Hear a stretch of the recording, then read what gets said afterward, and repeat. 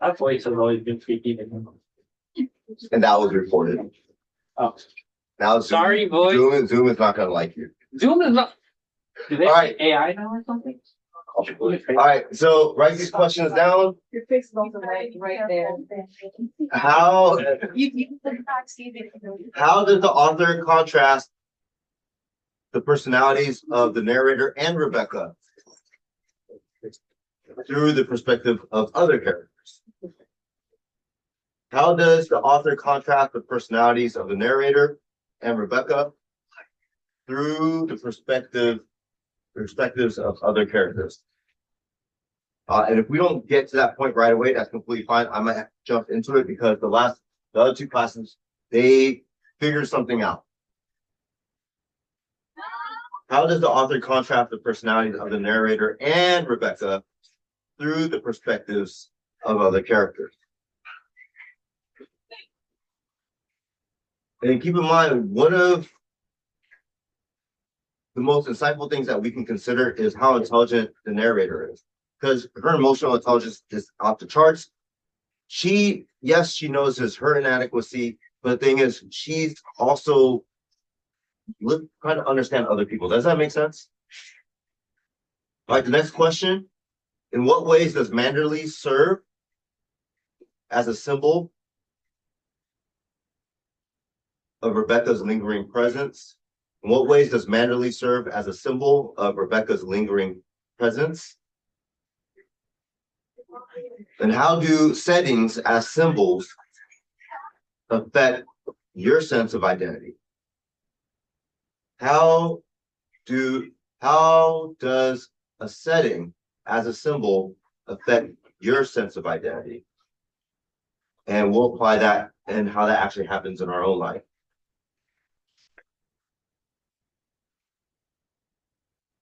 Look at the role of Mrs. Danvers.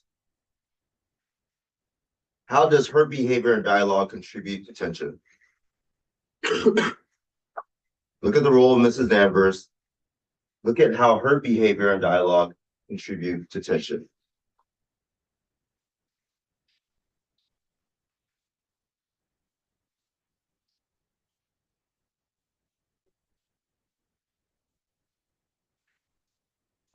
How does Mrs. Danvers' behavior and dialogue contribute to tension?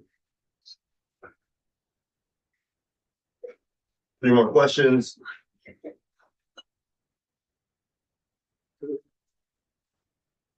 Why does the writer use a nameless narrator?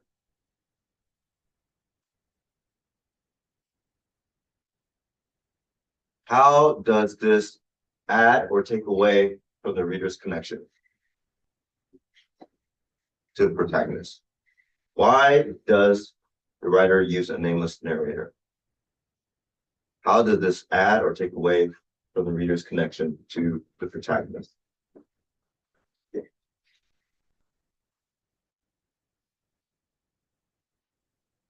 And we're talking about the first half of the book. In all this exposition, how is there foreshadow built in? Bless you. In all this exposition, how is foreshadow built in? And this is how our interest is peaked. But there's a lot of exposition being built up.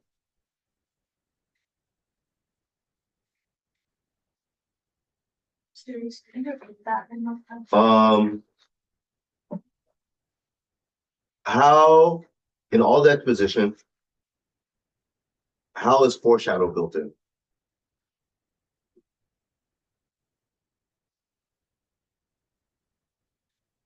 And then last but not least, if we get to it, last class we didn't get to it, we got to it in 2A because we got into great heated discussion. This last question is,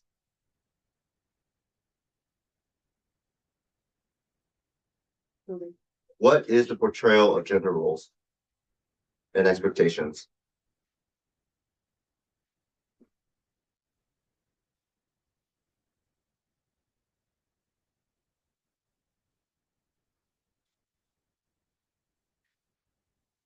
Then consider the dynamics of the norms of the time. Consider the dynamics of the norms of the time. We still see them today.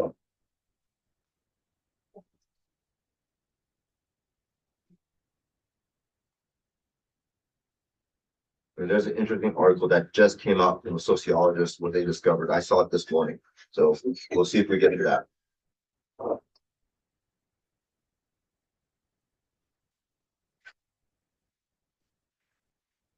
Personality of the narrator.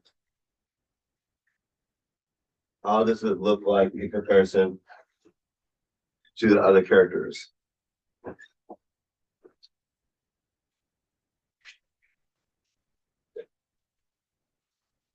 All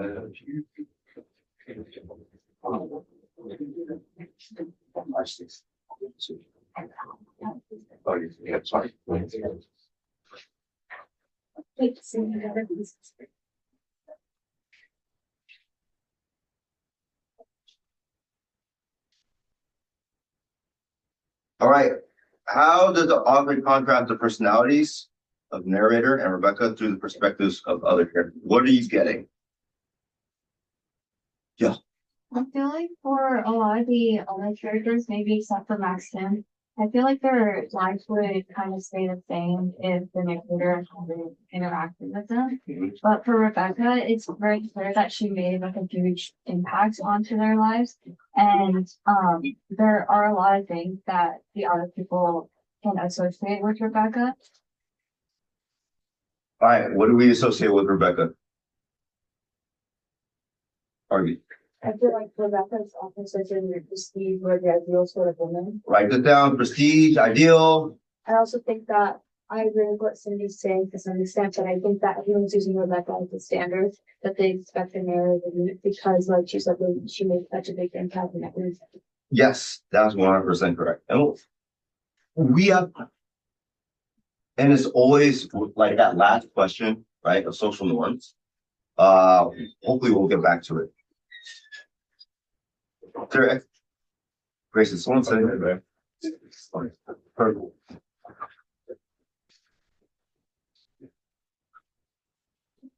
Does everyone have the same perspective of, oh, first and foremost, how does the narrator feel about herself?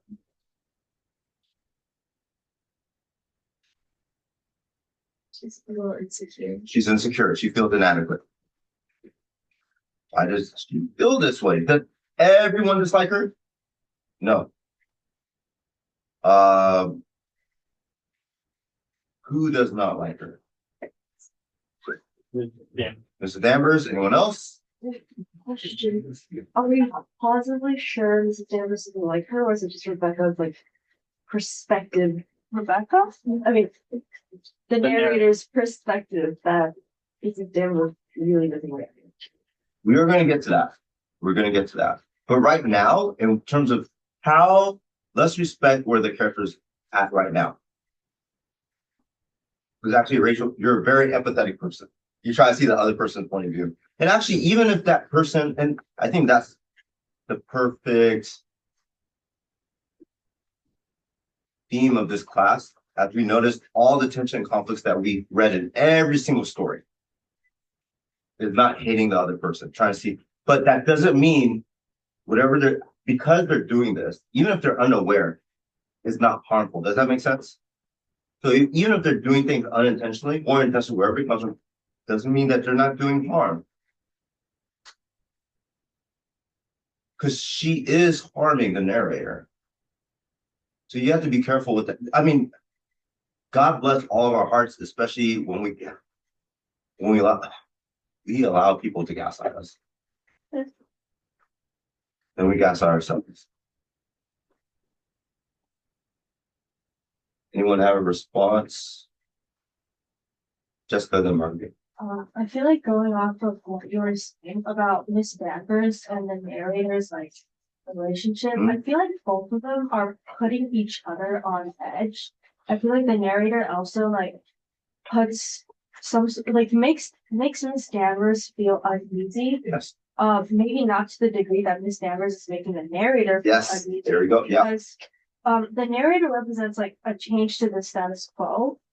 Before Rebecca would give Miss Danvers all the orders and she'd be like, oh, I want a wine sauce, or I want this to be in this room, and the standards would comply. But instead, the narrator is like, oh, I expect that you don't want this to happen, so I'm not going to do it anyway. And Miss Danvers, I've seen like she's sort of like does not like that. Like the narrator can feel her like displeasure. Then Mrs. Danvers wants someone that's decisive. Like just like you mentioned the stats, but order. Everyone's used to order.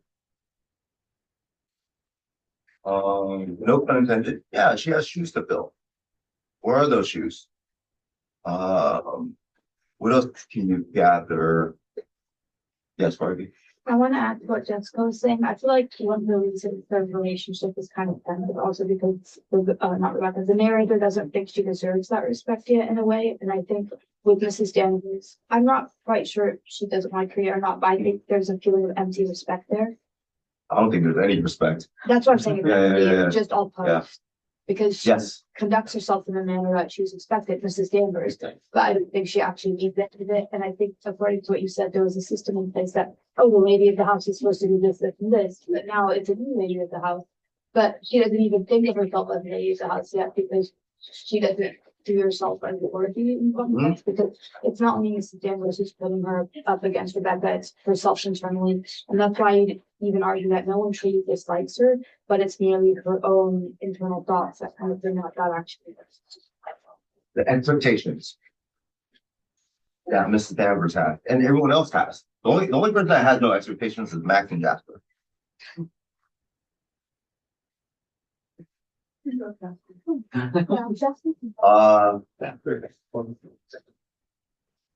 And the perspective of we're dancing all around this, so let's solidify it. The expectation of Rebecca, or what is the narrator's title now that she's married to Max? Mrs. Mrs. De Winter. What else is she known as? Yeah. Yeah, the lady of the house.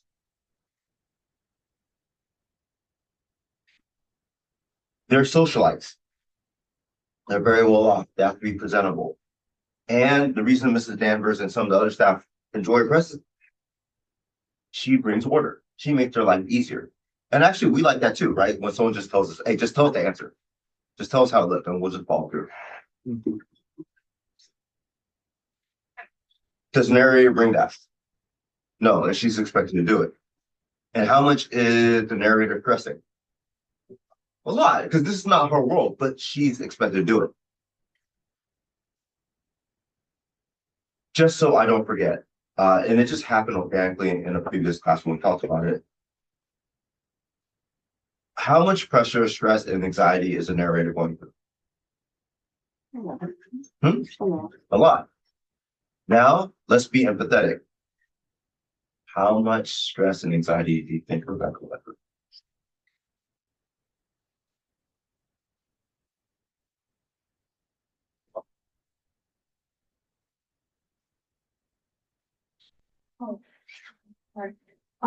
Well, we technically don't know because like she's dead, and we don't know her personality, whether she was like a born leader and she actually liked this role.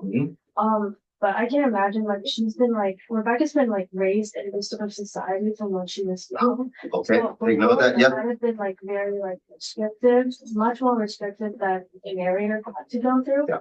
But she had like a foundation that probably most definitely prepared her better for this role than the narrator. Yes, she was groomed. Yes. And at the same time, and this is why I want to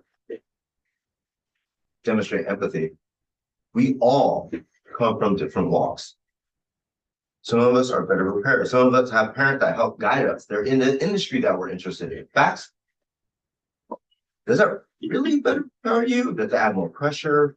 And what I want to let you know, like we all are in this environment. We're all humans. And yet you might be a natural born leader, but that doesn't eliminate the fact that you are still under stress and pressure. Does that make sense? Having to maintain, there's a psychological term. It's called impression management. Write that down, impression management.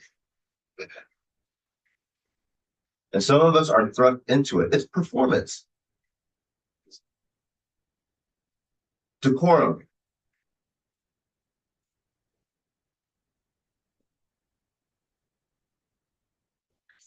How how attractive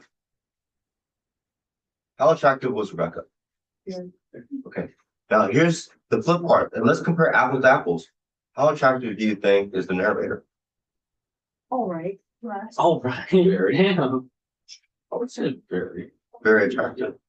The reason being is Max. He has standards, right? And then there's a reaction. So we have to read between lines. So for instance, let's go back to Gogol and the namesake. What did Gogol look like? Was he attractive? Yeah. How could you tell? All the girls. Yeah. Okay, so that's why we have to look at the nuances, the implication, producing that. When Beatrice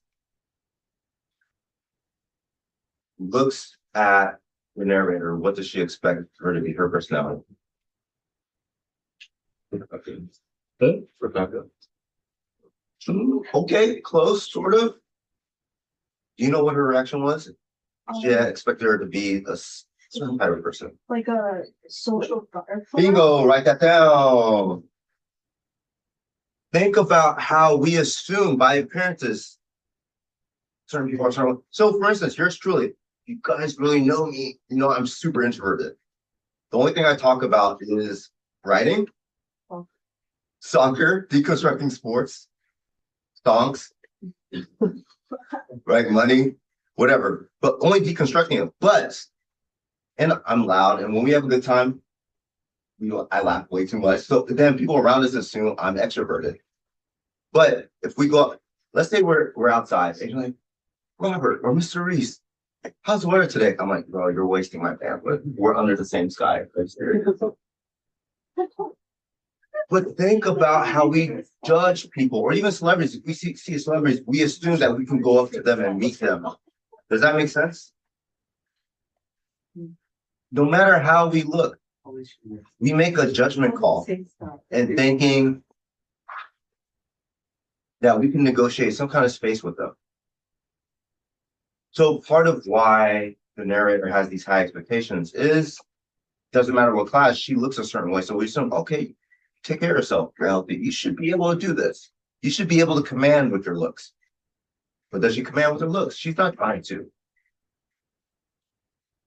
Start contract, because we want to compare apples to apples. Yeah. This one is a tough one. So in regards to manly as a symbol, how is setting serving as a symbol? And we have this here. What manly? What does the narrator see in manly? It's very simple. Rebecca, the presence of where? What the evidence of? Yeah. The rhododendron. Rhododendrons. Where else?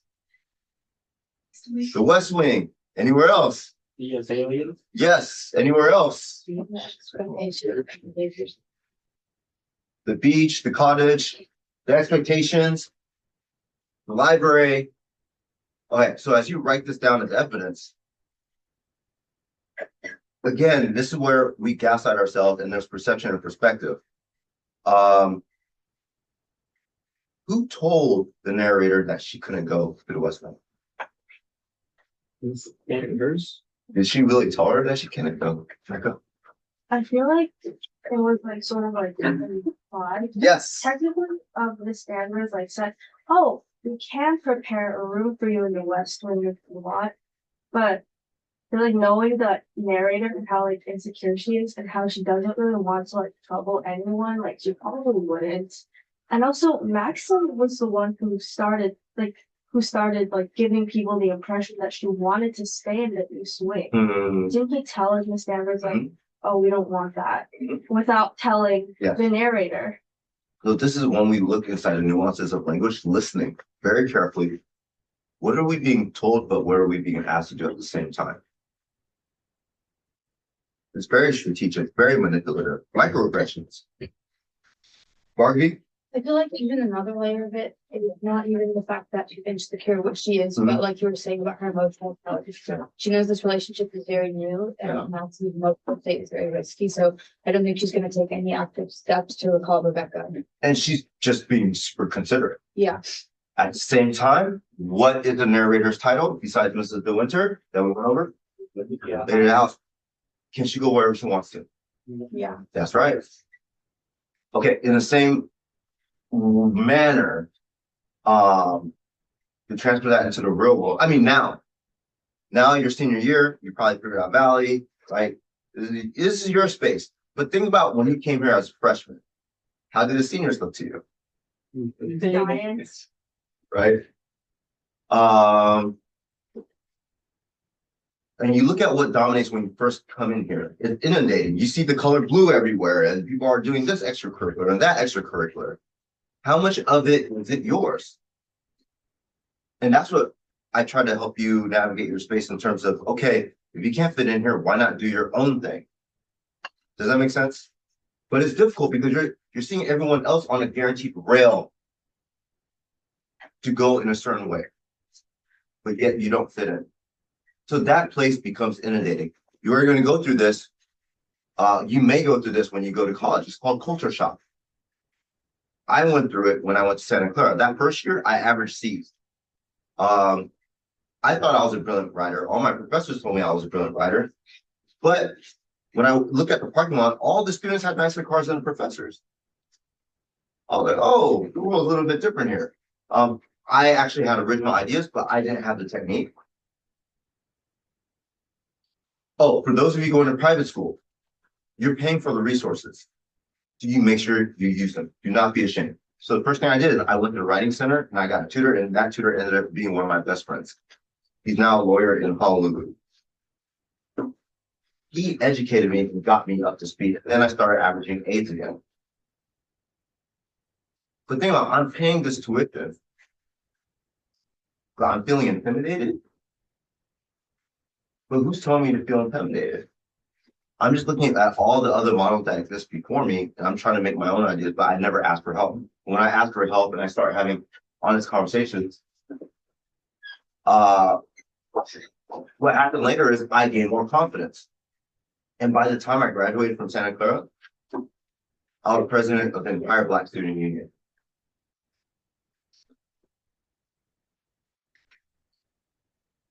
When you go to college next year, that place belongs to you. Side note, all right, so this is another anecdote for sports. Soccer is a little bit different because the dimensional soccer fields are the same, but they're different. Does that make sense? Like every soccer field, even in Premier League, is like weird. Okay, so there in sports psychology, what I learned, because I was helping my friend at San Jose State, there's an interesting thing called home court advantage. Is home court advantage actually real? So from a physics standpoint, the court is exactly the same. The goals are exactly the same. So technically, in a number of sports, there's no such thing as home field advantage or home court advantage. So then what is the advantage or disadvantage? Where is it at? Oh.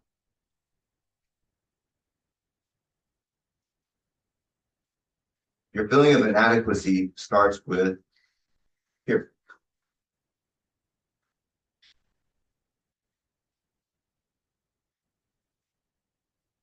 What do we know about Mrs. Danvers? Yeah. She's been here, what, second longest? Okay. And we're going to the point where Rachel started us up along. Why does she act this way?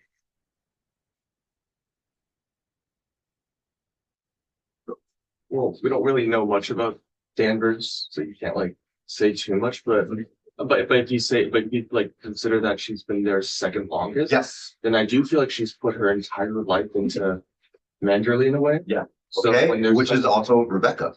Yes. Yeah. Right. so like when there's like some kind of like when you put your entire like life's work into something and then like something kind of like something new comes along, like there's like gonna be some kind of gut reaction. Oh my God. I think that's the safest way to put it. So if you look at, and this is the reaction, and we deconstructed a little bit about Max. When the narrator comes along,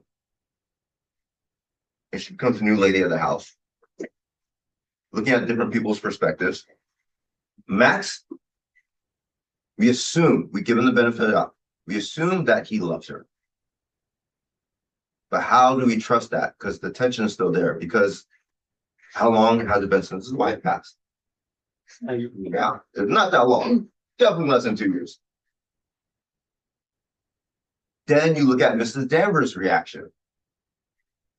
And the West Wing. There are people that haven't gotten over her passing. So how did he get remarried?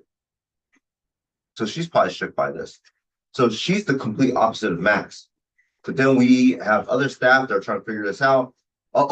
Everyone knows about how Rebecca passed. True or false? Yeah. Yes. But does Max? So everyone talks about it except for who? Max. So that adds tension there. Then you have Beatrice. Beatrice is also suspecting something. But when she meets the narrator, what's her not initial reaction, but how do you feel about her? Who likes Beatrice? Raise your hand. Who has a Beatrice in their life? I think I'd be a Beatrice in your life. I'm sort of Beatrice. No. Beatrice. No, someone else. That's the only time I'm not Jasper. That'd be Jasper. Jasper's honest. Yeah. You're Well, honest. seriously, you're not honest. You He's innocent. Rachel, this is being recorded. That sigh was heard around the world. Beatrice's reaction is how she accepts the narrator. This is suspicious. Someone is not telling the truth. Or something isn't, if everyone knows about Rebecca's passing and people are upset, people aren't upset. This Beatrice murdered. Okay, you're just like creating your own. worst fan fiction writer of all time. Okay. Moving over. A nameless narrator. And we can end on this question. The nameless narrator. Why use this literary technique? I understand it very more. How? Or just personally, when I was reading it, I feel like to relate to her, like some certain feeling, something. Okay, write that down. You can relate. How are we relating though? What's the evidence that yeah. Well, I was gonna say something a little bit different. I was gonna say that I think it helps put the readers into the perspective that the narrator was in. Yes. Because the narrator also felt like that she didn't have her own sense of identity. She was always known by a different title.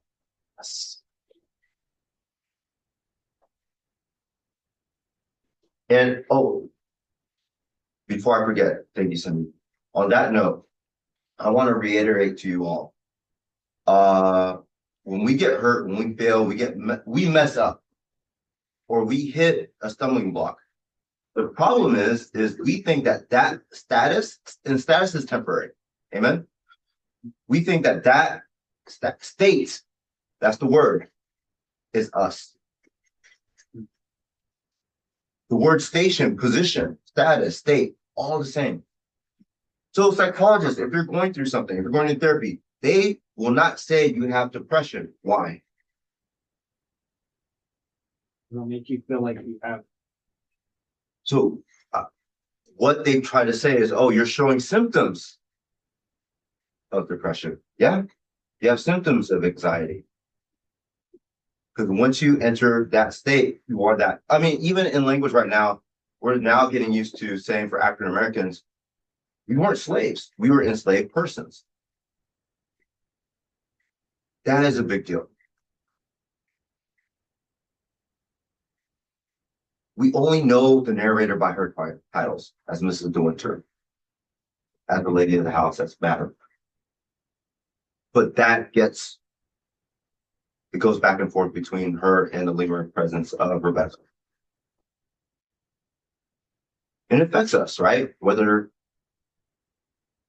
How are we known as? Right? Our achievements. Why else? So I think as Rachel will describe, it's almost like stream of consciousness. For you gamers, is basically FPS. Yep. What is it? Is Or it- just oh, I just feel who all the gamers are. First person. Shooter. Oh. So I mean, when you're playing, it's just the perspective, yeah. Because you're immersed. Yes, Jessica. This might be a stretch, but. No disclaimer. But I also feel like, speaking of that, like stream of consciousness, Mm. how, Rachel, you said how like we were sort of like relating to the narrator a lot. We can see things from her perspective.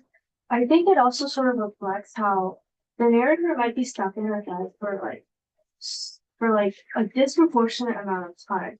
Like when she meets someone new or when she has like feelings of inadequacy, she tends to go on these long prologues about her expectations, and sometimes like she's even like driven to tears, like it's compounded, and sometimes it's really not healthy. And like, No, I'm only laughing in agreement because that's us or that's me.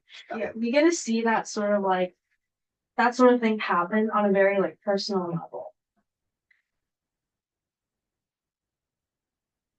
City. I agree with what Jessica said. I was gonna say like, I think for Manderley, the order was established in the house for so many years. Yes. So all the Tradition. Yeah. people, like all the staff and everyone living there was so used to like their roles and like every like relationship in the house when Rebecca was alive.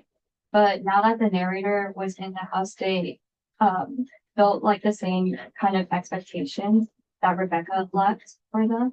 And so they kind of expect the narrator to do the same. And since the narrator came from a different world, and she not only has to like lead Manderley, she also has to like live in that kind of life. So she wants to like fit in first rather than like throwing herself to lead first. Yeah, this might also be a stretch. No disclaimer, or should we cut you off? Okay, well, let's see. So, like, I think a majority of the novel, when she goes into Mandarin, is pretty much defined by the people around her. As in, you can kind of tell she doesn't really have like she's just kind of like flopping from like back and forth, like what big people are being told her, and like I think stuff like that really makes like Mrs. Danvers like kind of like, despise her in a way because like it's kind of like truth doesn't have like solid grounding. So I think maybe the kind of like mission of the novel maybe is for her to like find that sense of self in a way, and maybe it could benefit her if she were to like position herself more solidly. Okay, so this is, and I'll back this up and we'll end discussion right here. That's perfect because with everything that you're going through right now in your next stage in life, the cliche or the saying is, oh, it's all about the journey. It's all about the journey. I will add another layer to it, to second what Will just said. It's who you become on the journey, because you might not end up where you think you're going to end up. But think about how strong and how much of a vessel, a bigger vessel you have become from how you first started. Amen? And a side note to that, the reason we're able to enter, not just because it's like FPS, right? But if you note with a lot of stories, folktales, Disney movies, anime, whatever it is, have you noticed the main protagonist being an orphan, losing their family, leaving that behind? And when you have specific names or titles, you're actually going to try to, logically, you're going to try to fact check and figure out, logically, does this fit? You're going to look for a hole. But when you don't have a family or any tradition that you come from, such as the narrator, you are a blank slate. And so we can enter in that space because even though we all came from some kind of tradition or legacy, do we actually know where we're going? No. This is why those tales affect us so much.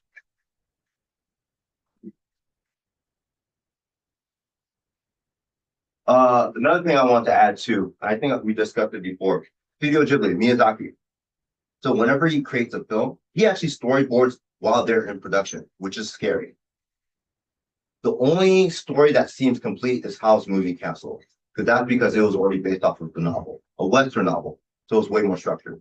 But the other stories, he storyboards along the way, and they're asking him, what about the answers the questions that don't get answered? He's like, this is what makes it real art, is because you don't get all the answers. But what if, as long as you get to your destination, right? You have to say hello to people, you have to say goodbye to people. And at the end, whoever you gain, whoever you lost, you become a better person for it. And you don't regret having met them. That's the lesson.